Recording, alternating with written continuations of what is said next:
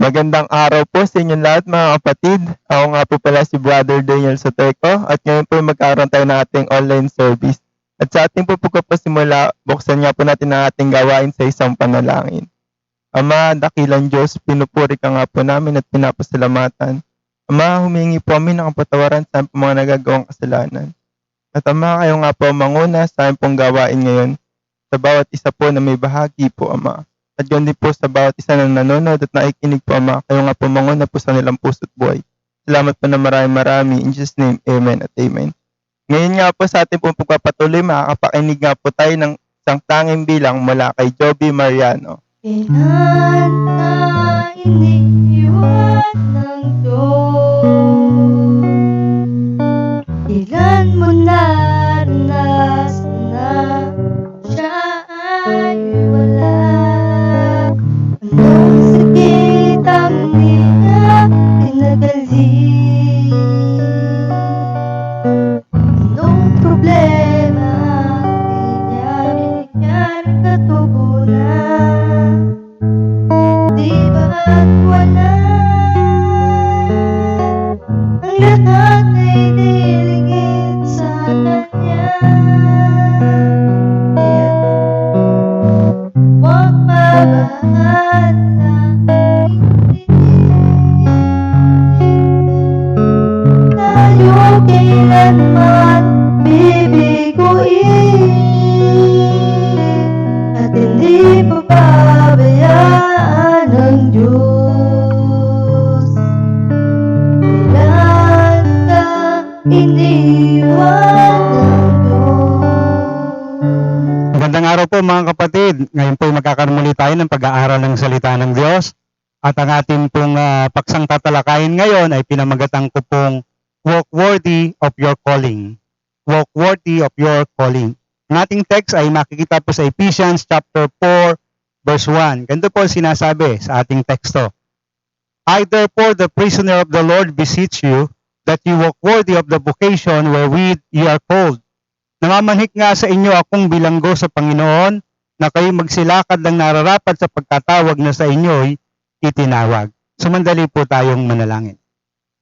Aming amang Diyos, patuloy niyo pong pagpalain ang aming gawain sa sandaling ito. Nawa po ang inyong pong mga salita na mahahayag ay mangyaring maging biyaya at pagpapala sa bawat isa at patuloy na magturo sa amin, magpaalala sa amin ng mga bagay-bagay na dapat namin ginagawa bilang mga Kristiyano. Kayo po siyang kumatagpo sa bawat isa at patuloy na manguna sa sandaling ito ng aming gawain. Ito po ang mga aking hiling at dalangin sa pangalan ng aming Panginoong Hesus. Amen at Amen. Tulad po ng aking sinabi, ang ating paksa ay walk worthy of your calling. Sa oras po na tayo po ay tumanggap sa Panginoong Hesus at sumampalataya bilang Panginoon tagapagligtas, tayo po ay ililigtas ng ating Panginoong Hesus at gagawin niya po tayong isa sa kanyang mga anak. At bilang mga anak, tayo po ngayon ay matatawag na Kristiyano. Yung pong Kristiyano ay isang tao na sumasampalataya sa Panginoong Hesus, isang tao na mayroong Kristo sa kanyang puso at buhay. Kaya nga po, ang sabi ng ating teksto sa Ephesians chapter 4 verse 1, walk worthy of your calling. Lumakad ka ng naaayon sa iyong pagkatawag. How we can walk worthy of our calling? Paano po ba tayo makakalakad ng tama at naaayon sa pagkatawag sa atin? Unang-una, first, make a clean walk. Make a clean walk. Yun nga pong salitang clean, ang kahulugan ay free from dirt or pollution. Ibig sabihin, malinis sa anumang karumihan o anumang pollution. At ito po yung pinapaliwanag ng ating mga talata sa Ephesians chapter 4 verses 25 to 32. Ito po yung sinasabing making a clean walk. Sabi nga po dito sa verse 25 ay ganito, kaya nga pagkatakwil ng kasinungalingan ay magsasalita ang bawat isa sa inyo ng katotohanan sa kanyang kapwa sapagkat tayo'y mga sangkap sa isa't isa sa atin. So kailangan daw pumatakwil sa atin yung kasinungalingan at magsalita po tayo ng katotohanan. Verse 26, kayo'y mga galit at huwag kayong magkasala. Huwag lumubog ang araw sa inyong galit. Sinasabi po na huwag daw po tayong magalit na kung saan lulubugan pa ng araw o patatagalin pa natin. Bagkus, hayaan natin na kung tayo man ay nagalit, pansamantala lang, sandali lang, pagkatapos ay mawawala rin po kaagad. verse 27 and 28, ganito po sinasabi, "Nibigyan daan man ng dyablo, ang nagnanakaw ay huwag nang magnakaw pa, bagkus magpagal, na igawa ang kanyang mga kamay ng mabuting bagay upang siya ay may maibigay sa nangangailangan." So kung ikaw daw po ay nagnanakaw o gumagawa ng masama, huwag ka nang magnakaw pa. Yun yung sabi ng salita ng Panginoon. Ibig sabihin, baguhin mo yung sistema ng buhay mo. Sumunod, 29 to 30, "Anumang salitang mahalay ay huwag lumabas sa iyong bibig, kundi ang mabuting ikatitibay ayon sa pangangailangan upang makinabang ng biyaya ang nagsisipakinig." 30, "At huwag ninyong pighatiin ang Espiritu Santo ng Diyos na sa Kanya kayo'y tinatakan hanggang sa kaarawan ng pagtatubos." Kahit po yung mga salitang mahalay o malalaswa, hindi po kinakailangang marinig sa atin bilang mga Kristiyano o mga mananampalataya. At ganun din po sa verse 31 and 32, ganito ang sinasabi, "Ang lahat ng kapaitan at kagalitan at pagkakaalit at kadaldalan at panglilibak ay mga alis nawa sa inyo, pati ng lahat ng masasamang akala. At magmagandang loob kayo sa isa't isa, mga mahabagin, na mangagpatawaran kayo sa isa't isa, gaya naman pagpapatawad sa inyo ng Diyos kay Kristo." So nakita nyo po no, lahat daw ng kapaitan, kagalitan, yung mga pagkakaalit, kadaldalan, no, sa mga tao pong chismosa, no, hindi na dapat na maging ganito tayo kung tayo po'y Kristiyano. Sabi, yung mga panglilibak, mga alis nawa sa inyo, pati ng lahat ng masamang akala. No? Maraming tao, madaling mag-isip ng masama sa kapwa, no? May mga masamang akala. Wag po itong maging bahagi na ng buhay ng isang mananampalataya o ng isang Kristiyano. At ang sabi nga, bagkus, magmagandang loob daw tayo sa isa't isa, maging mahabagin, at mangagpatawaran sa isa't isa. Nakaagawa tayo ng mga pagkukulang, pagkakamali, minsan may mga na-open sa ating mga ginagawa. Ang tama, matuto rin tayong magpatawad, matuto rin tayong umunawa, no? At napakahalaga nga po nito. Dahil nga po yung pagpapatawad na gagawin natin, katulad ng pagpapatawad na ginawa ng ating Panginoong Diyos sa atin sa pamagitan ng Panginoong Jesucristo. So, when we say make a clean walk, ibig sabihin, you are to turn away from sin. Talagang lalayo ka sa anumang uri o anyo ng kasalanan. Lalayo ka from wrongdoings, sa mga iba't ibang klaseng maling mga gawain, tulad ng nilarawan ng mga talatang ating pong binasa. So, when we say make a clean walk, yan po yung ibig sabihin niyan. Pangalawa, para po tayo makalakad ng tama ayon sa pagkatawag sa atin, we need to make a consecrated walk. Make a consecrated walk. The word consecrated means dedicated to sacred purpose. Dedicated to sacred purpose. Ibig sabihin, nakatalaga sa mga banal na layunin. At ito nga po yung sinasabi nitong Ephesians 4:11-12, "At pinagkalooban niya ang mga iba na maging mga apostol, at ang mga iba'y propeta, at ang mga iba'y ebanghilista, at ang iba'y pastor, at mga guro, at sa ikasasakdal ng mga banal sa gawaing paglilingkod, sa ikatitibay ng katawan ni Kristo." So makikita po natin dito na binanggit yung mga iba't ibang opisina at gampanin ng mga mananampalataya, no, na pinagkaloob ng Diyos para sa bawat Kristiyano. At ito nga po ay yung sinasabing nagbigay siya ng mga apostol, mga propeta, mga ebanghilista, mga pastor at mga guro, na ang layunin ay sa ikasasakdal ng mga banal at para po sa gawaing paglilingkod. So malinaw na ang mga mananampalataya sa ating paglakad, sabi nga, we are to make a consecrated walk. Katulad ng mga lingkod ng Panginoon na yon, na talaga namang ang layunin ng gampanin ay para sa gawain ng Diyos, sa ikatitibay ng mga mananampalataya, sa ikalalago ng mga mananampalataya sa Panginoon. When we say make a consecrated walk, ibig sabihin, you are to appropriate your life to sacred uses. Talagang ilalaan mo yung buhay mo sa mga banal na kung saan gagamitin siya sa gawaing may kabanalan. Halimbawa po, katulad po ng mga Old Testament priests, yung mga pari noong unang panahon, talagang sila'y nakatalaga sa gawain ng Diyos, sa templo, sa paghahandog, sa mga pagbibigay ng pagpupuri sa Panginoon, sa pananalangin. So, doon nakalaan yung kanilang mga buhay. Yung din pong mga Nazarites, na katulad po ni Samson, talagang dapat nakalaan sila sa Diyos sa mga gawaing naging vow ng isang Nazarite. Yun nga lamang, kay Samson ay kabaligtaran. Kanya pong sinuway ang lahat ng vow ng isang Nazarite. Pero yun po yung mga perfect picture o example nung consecrated yung buhay. Nakatalaga sa mga banal na gawain. Dapat po bilang mga Kristiyano tayo ay magkaroon ng gampanin na makalulugod sa Diyos at talagang yung mga ginagawa natin magbibigay ng papurihan sa Panginoon. Yun po. At katulad din ng isa pang tao na sasabihin ko sa inyo na kung saan yung kanyang buhay ay dedicated sa ating Panginoong Diyos. He dedicated his life to God. Katulad nga po ni Samuel. Si Samuel ay bata pa lang, itinalaga na sa Panginoon at nanirahan na sa templo at yung buong buhay niya i-devote sa paglilingkod sa Diyos.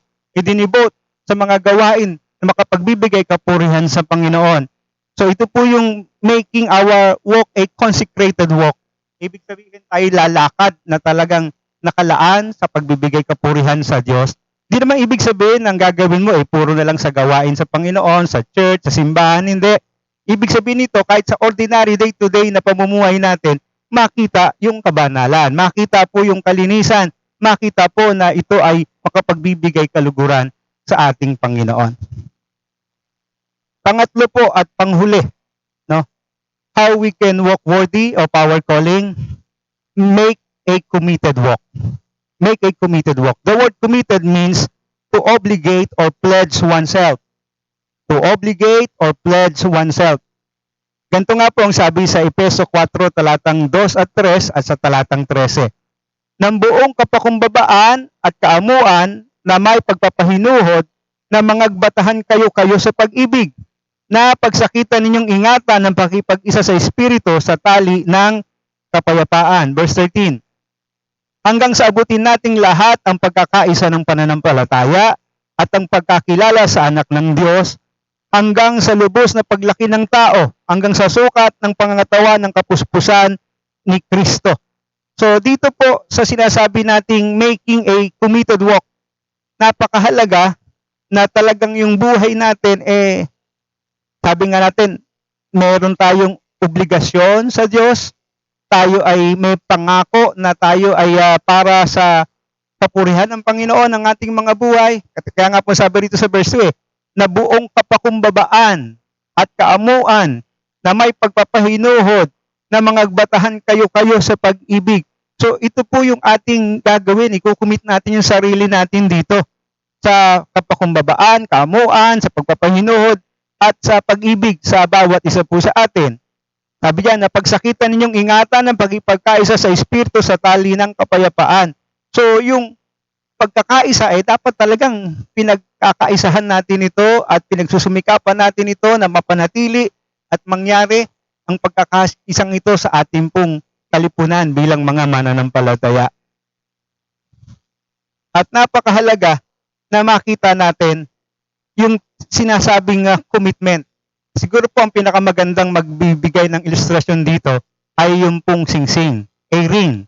No? Sa pagkakasal, humahanap po ng patunay, ng pagmamahal, yung pong pastor o sino mang nag-o-officiate ng wedding ceremony, at ang ibinibigay ng mga ikinakasal ay yung pong singsing.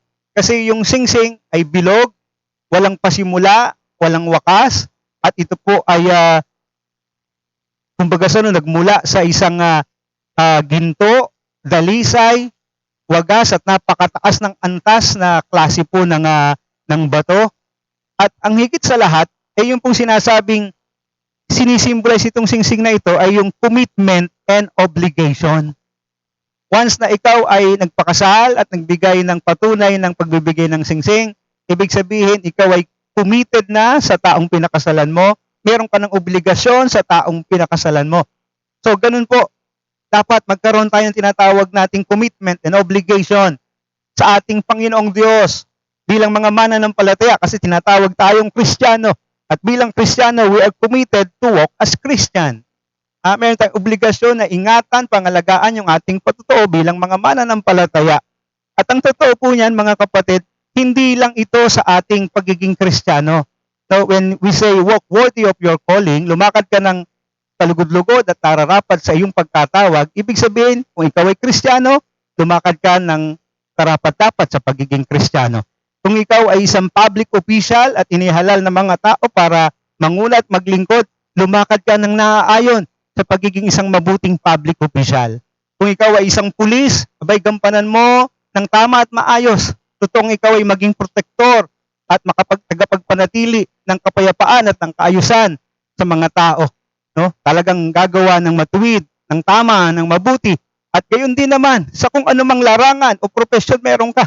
Kung ikaw ay isang guro, dapat makita yung pagiging isang mahusay na guro at isang magandang halimbawa. Sapagkat ang sinasabi nga, walk worthy of your calling. Ano man yung pagtatawag sa iyo, ano man yung pagkakilanlan sa iyo, dapat talagang lumakad ka ng nararapat sa pagtatawag na itinatawag sa iyo. Yun po yung sinasabi nitong ating pag-aaral, nitong ating teksto. Kaya po sa ating pagtatapos mga kapatid, our calling as Christian is very important. No, napakahalaga yung katawagang Kristiyano sa atin. Kasi po nakasalalay dito yung patutuo ng ating Panginoong Diyos. No? Nakasalalay ang patutuo ng ating Panginoong Yesus. It's either you make God glad or you make God sad. Matuwa kaya ang Diyos sa atin o malungkot kaya ang Diyos sa atin? Sabi nga, depending upon on how you live your life as Christians. Kaya napakahalaga na iayos natin, itama natin yung buhay natin bilang mga Kristiyano at anuman ang pagkatawag sa atin. Kaya nga ang sabi ng Apostol Pablo, walk worthy of your calling. Mga kapatid, sa anumang larangan ng pagkakilala at pagkatawag sa atin, lalo tigit kung ikaw ay Kristiyano at mananampalataya, lumakad ka ng karapat-dapat sa pagkatawag na itinawag sa iyo. Tayo po'y magwakas sa panalangin. Aming Amang Diyos, maraming salamat po. At nawa tunay nga, tulungan niyo ang bawat sa amin, Panginoon, na magawang lumakad ng naaayon sa pagkatawag namin bilang mga Kristiyano, bilang mga lingkod nito. At anuman ang mga trabaho, anuman ang mga profesyon, Panginoon, ng bawat isa, na kung saan dito sila tinatawag at kilala, Panginoon, tulungan niyo ang bawat sa amin, Panginoon, na makalakad ng karapat-dapat ayon sa pagkatawag sa amin. At mangyari na kayo'y mapapurihan, maluwalhati, at patuloy na mabigyan, Panginoon, ng kaluguran, Panginoon, sa lahat ng aming ginagawa.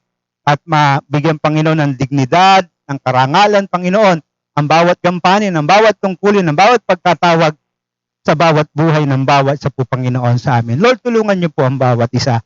Gabayan niyo po kami. Sapagkat kung wala po kayo nagagabay at mangunguna sa amin, wala po kaming magagawa, Panginoon. Kailangan namin ng patuloy na kapuspusan ng iyong Santong Espiritu, ang patuloy na pangunguna at paggabay niyo, Panginoon, sa aming mga buhay. Patuloy po kaming napasasakop sa inyo, O Diyos. Salamat po ng marami. Pinupuri po namin kayo at pinapasalamatan. Panginoon, patuloy ko nga pong hiling at dalangin sa panahon ito na kung saan ngayon, Panginoon, ay patuloy na laganap nga po ang COVID-19 at may mga bago pang variants, Panginoon.